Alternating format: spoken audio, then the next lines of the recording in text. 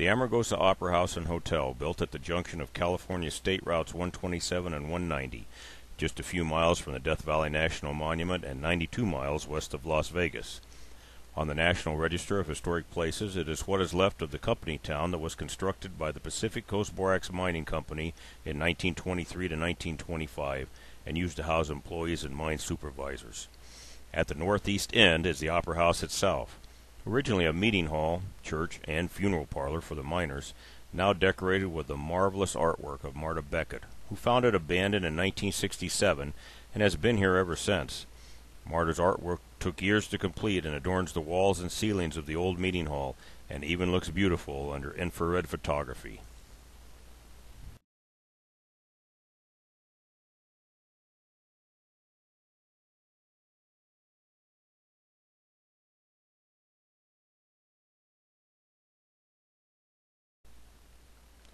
Marta's artwork also adorns the lobby of the hotel, and some of it is so realistic you can't tell they are paintings until you're right up close to it.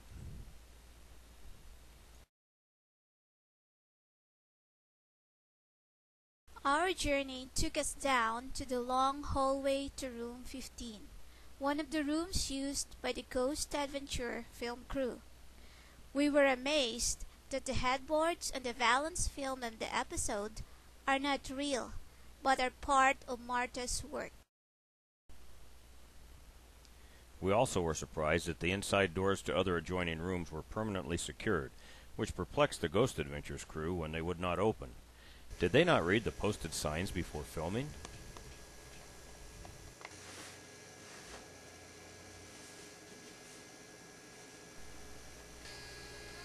All in all, room 15 is quite small. The only space for the surveillance DVR was on the floor.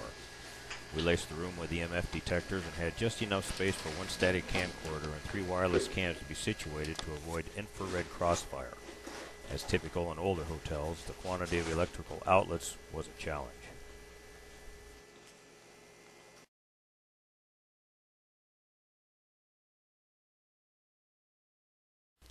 At the end of the hallway, behind this attached mirror, lies the unrestored area of the hotel, historically used as the dormitory facilities for the miners and of which the current management has nicknamed Spooky Hollow, due to the reported paranormal activity.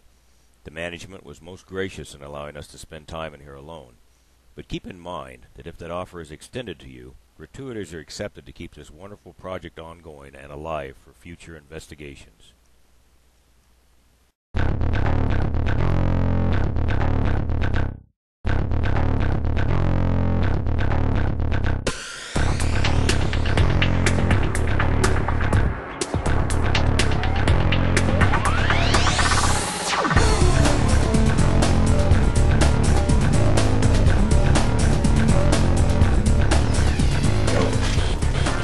Spook me. This is called Spooky Hole for nothing? Yeah, well, no, we didn't get spooked. In fact, the only thing we encountered in Spooky Hollow was one single orb, which moved so quickly that we didn't even have bragging rights to it until we verified that it had been captured on video when viewed on a larger screen. It did record and is at the end of this video. The only other thing that we thought we had experienced was when a strange odor woke me up at about 4 a.m. A smell of incense. A very odd smell. What smell? Nothing's going on. It smells kind of like incense, very light. At the time of Lights Out, one of the infrared nanny cams had an infrared LED malfunction, and basically the IR quit. The cam would still record, but the IR only projected a few inches, and I did not notice that it was out. Malfunctions are not unusual for these low cameras once they have a lot of hours on them. The second nanny cam works efficiently through the night, while the remaining Wi-Fi cam was set up in the bathroom. We thought our stay produced no activity until several days later when I reviewed the surveillance footage. During the time when I had awakened to the odd odor, something had passed close to the lens of the cam with the infrared malfunction. It had to have passed within a few inches to have been illuminated by the failing infrared, or was itself bioluminescent. Some insects, such as fireflies, are bioluminescent, but none are desert dwellers, and if this was a small insect passing close to the lens, then this one scooting across the room from one side to the other had to be huge, perhaps 2 to 3 inches in length.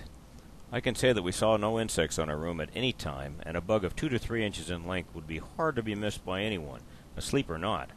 Anyway, you be the judge as to whether these fit the profiles of flying insects or not.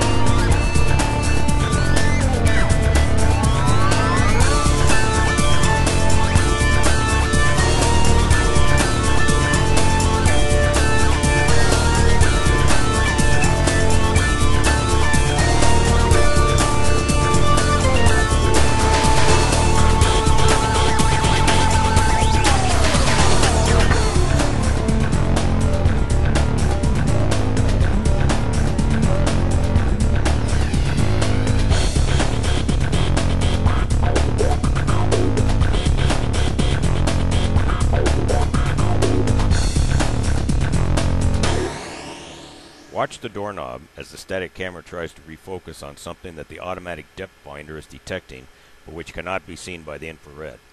Once adjusted, it stays out of focus until I get up to check the equipment, and then it refocuses on my movement.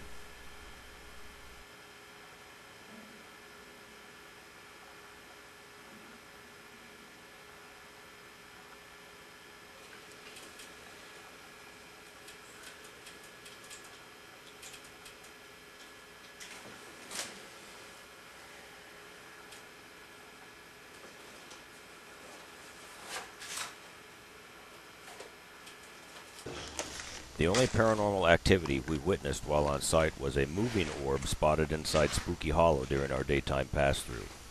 There is no electricity inside this area of the hotel, so there is no artificial lighting, nor was the camcorder equipped with external lighting, and you can tell from the color spectrum that the infrared was off, so this was not a reflection of any kind. Furthermore, I saw this minor orb with my naked eyes, and although faint, I judged it to be about the size of a quarter as it disappeared into the flooring. This shows that orbs can be seen without equipment and reduced but natural lighting. What threw us off during this investigation was that not one of the EMF detectors in the room signaled the presence of the light anomalies passing nearby. On the flip side, during other investigations, the EMF detectors have been active and almost seem like they respond to our presence while no visible anomalies are recorded. This would imply that the two phenomena might not be as interlaced as is thought.